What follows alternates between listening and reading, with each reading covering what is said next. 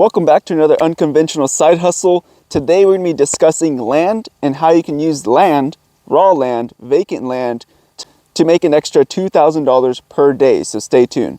In this video, we're going to talk about where to purchase the land, how much you can expect to make, and your target audience for this land. I myself am a raw land investor. I will leave a link down below in the description for anyone who wants to check it out. I do Airbnb glamping sites. That's how I use my raw land. But in this video, I'm going to tell you another way to use raw land that can generate up to $2,000 per day. Again, guys, so none of this is financial advice. Definitely do your own research and do your own due diligence before you go in and purchase a piece of raw land. So without further ado, let's go ahead and get into this video. So what are we going to be talking about? We're just talking about event space parking. If you don't know what that is, event space parking is basically where you have a piece of property, vacant land, maybe a couple lots, available next to a large event center. So there's I know a couple people who do this on the side, and it creates a good revenue source. But the people I do know, they do it in a rural setting, more for like festivals, local festivals. But if you can get this in a more metropolitan area where there's an actual event center that they host concerts, rodeos, what else? Football games, basketball games, anything like that, there's always going to be an overflow of people that cannot fit onto the parking of the premises of the location, the event center. But there's also people who are maybe not willing to pay the $30 or $40 to enter onto the parking premises of that event center, and willing to maybe pay $20, saving $10-20 and willing to walk a little further. So you have two different types of people that you're going to be targeting here. People that are getting to the event a little late and need a place to park. Also people who just want to save $10-20 on parking and maybe park a little further. So there's two different people you're really targeting. Again, none of this is financial advice, but if I was to go out and purchase land by an event center, I would look for maybe an event center who has very little parking, but has a lot of events every week. Most of your revenue is going to come on the weekends. That's when most concerts, games, and all of that happens. There are a couple venues that I know of off the top of my head that do host events, especially kind of during the holidays, during the week, because they have so many events that they can't just put them all into a weekend. So most of your revenue from the land is going to come from your weekends. Some will come from the weekdays if the event center is pretty packed. One thing about purchasing raw land is that your taxes are going to be a little less because you don't actually have a physical building. You don't have a home. You don't have anything of necessary value on the land itself. So your taxes will typically be lower, and you can still generate a good amount of income. Now, one thing you are going to have to do is check with your local city or state to make sure that they do allow you to kind of host a parking service on the property. Some places do have ordinances where you cannot do that. So check with your local government, your local city, make sure it is available.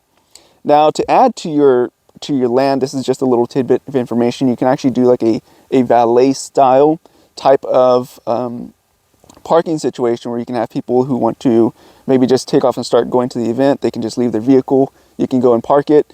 Makes it honestly a little bit easier too for you as the owner, if you're going to be operating this thing, to park the vehicles how you want them, because let's face it, people don't always follow directions. People don't always listen very well.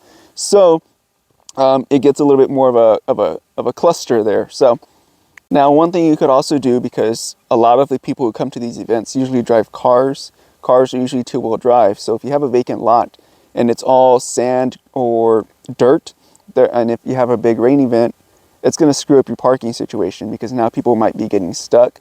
So one thing to kind of add a little bit more value to your place is to throw down a base parking lot. Basically, you don't know what that is. It's basically gravel. You can buy it very, very cheaply, and you just have the trucks bring in a whole bunch of gravel base, and you just spread it out in your little parking lot, and there you go. You have that situation taken care of. So in the future, hopefully nobody will be getting stuck out there and calling you, hey, I'm stuck on your property.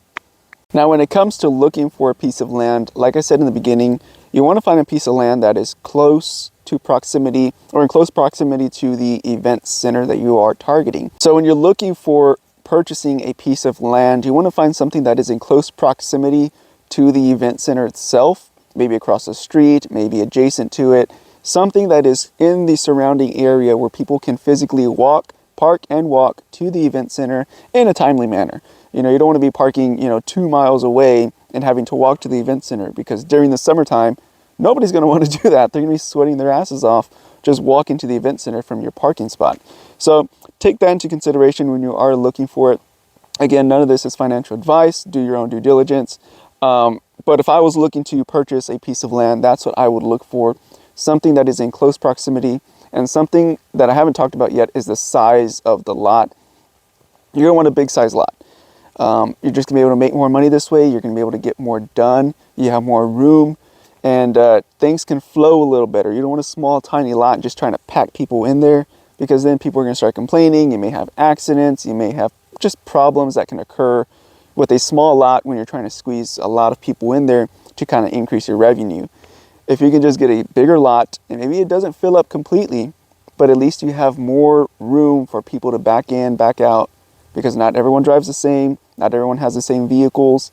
If you have people who are going for the rodeo, people who attend rodeos usually have trucks. And if you have a small parking lot, you're not gonna be able to fit very many trucks on a small piece of lot.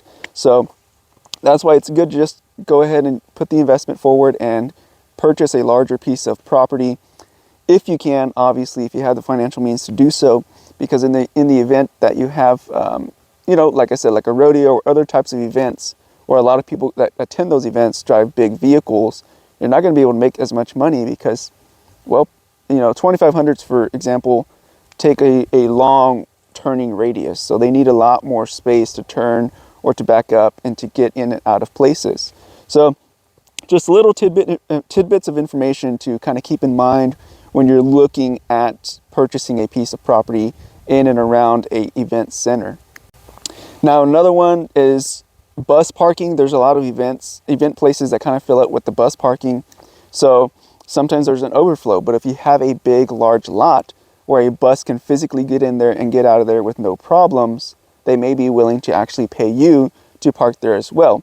And because they are taking up such a large space on your property, you could be charging more for those specific types of parking spaces. Quickly, we'll go ahead and get into the expected revenue you can make from something like this. So I don't know if you guys are familiar with, there's a small little festival. I guess it's not even a small, it's a big festival that happens here in South Texas. People who own properties in that area, they rent out their vacant lots and they make thousands of dollars in just like 3 days, guys, which is crazy. But it's so rural, there's not a lot of, it happens once a year, so it's not really worth it, right?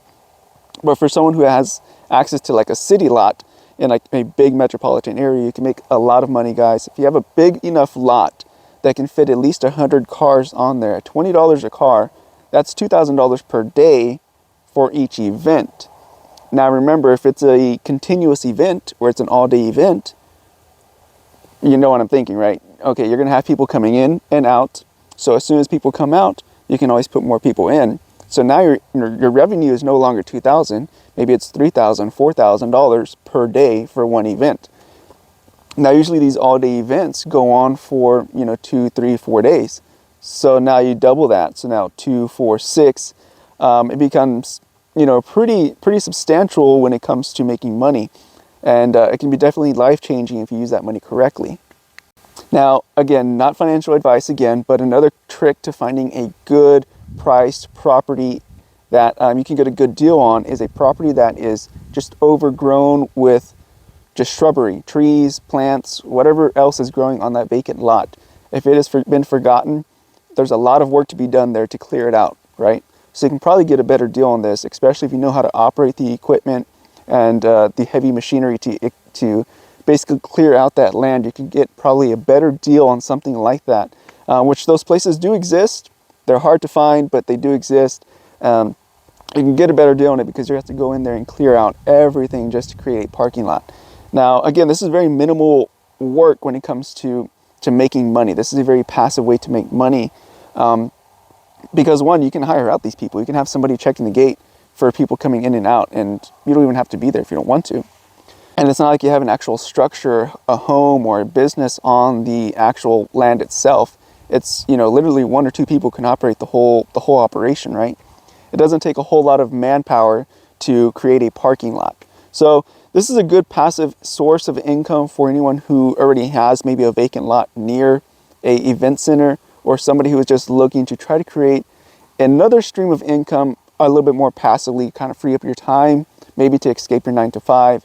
Again, there's people that are making tons of money doing this. Again, remember, get on the event space. If you're looking at an event space, get on their website, see how often they're having events coming out there. If they have, maybe 5 events a year, may not be such a good investment. If they have, their whole calendar full and it's out 6 months, and you see every weekend they have somebody or something coming to that event center, it's a pretty popping event center. That's where you want to be. They're going to keep you busy because they're probably going to have a lot of overflow, where they're going to have a lot of people who are just trying to get a cheaper parking spot versus paying, double just right near the event. So that's a good little tidbit of information that I can offer you guys. And yeah, without further ado, guys, appreciate you guys watching. I hope you gained some value out of this. Hope it was informational and informative. Without further ado, be careful, be good, take care, and God bless. See you guys in the next one. Bye-bye.